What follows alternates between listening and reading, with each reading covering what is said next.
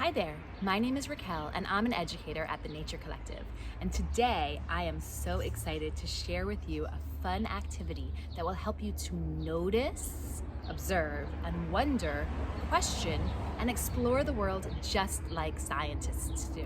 We're going to be going on a safari, a string safari, right in your own home or in your own neighborhood. A couple of things you will need to take part in this activity.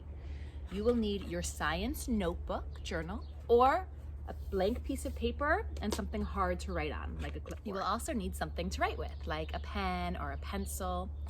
You will also need a piece of string, and if you don't have string, you can also use something like floss or twine, cut to be about the length of your body and tied at one end to form a loop. So I'm gonna go ahead and pause the video right now so you can go gather those materials. Go ahead and pause. All right, fantastic. You got everything you need?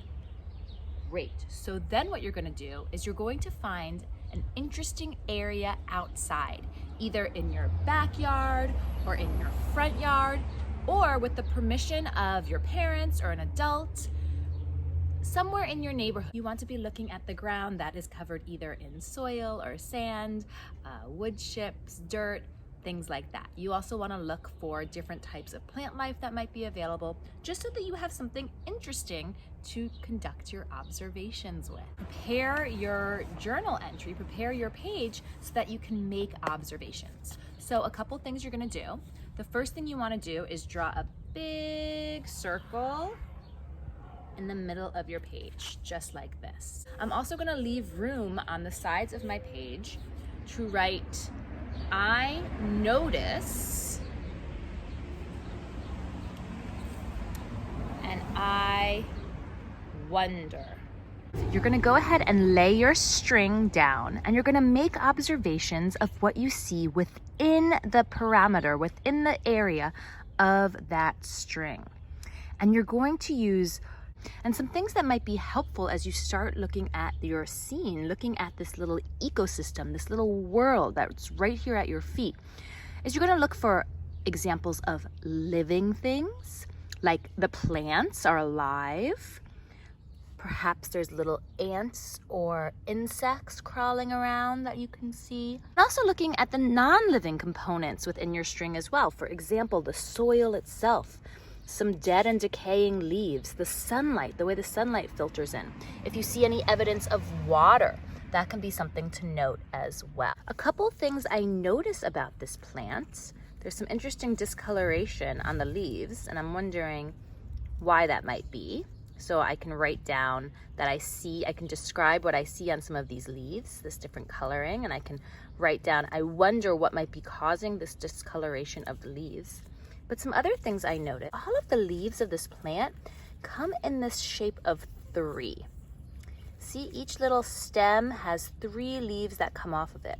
And the leaves also have this really cool kind of like tooth edge scalloped kind of siding, as well as some really interesting lines and veins within them. So this is a really good thing for me to illustrate by using a drawing.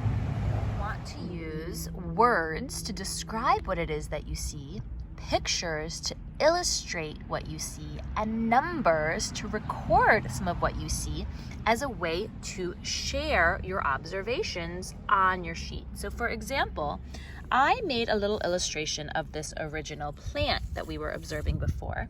I didn't draw the whole thing because that would take a long time, but I drew a big circle around it to represent the space it's taking up. I made note of those brown spots and staining, and I wrote in my wonder area, why do some of the leaves have brown spots? I also made note that the leaves are found in 3. Another thing I noticed, right down here, see that right there?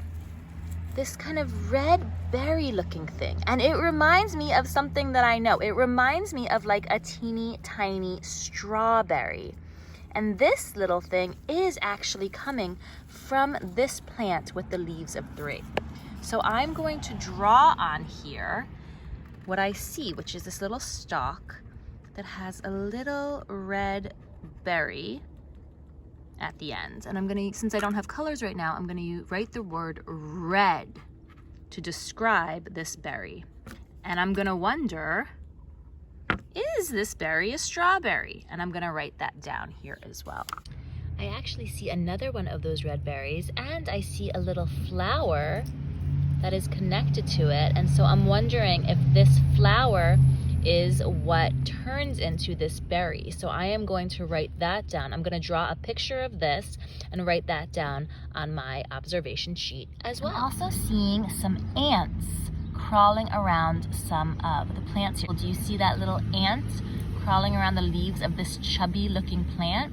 So you might choose, if you see an animal like an ant, you might choose to follow it for a little while and see what it does, make observations. Oh, and there's another ant. Make observations of it. Think about questions. So like, for example, I'm wondering, what is that ant doing? It certainly looks like it's busy. It almost looks like it is investigating something in the leaf itself. So I'm just gonna observe it closely and take note of what I see and write down any questions that come to mind as I make these observations. Once you've had the opportunity to sit for about 20-30 minutes and make your observations and record them, you'll have a sheet that looks similar to this. And then what you can do is go grab some crayons, colored pencils, and really have fun adding details. Go ahead and share that with your friends, with your family, share it with your classmates and with your teacher. Perhaps there's even a way for you to take a picture of what you've created and upload it to your teacher. Thank you so much for taking part in this string safari investigation. I hope that you enjoyed noticing and wondering and making observations and making connections just in the same way that scientists do.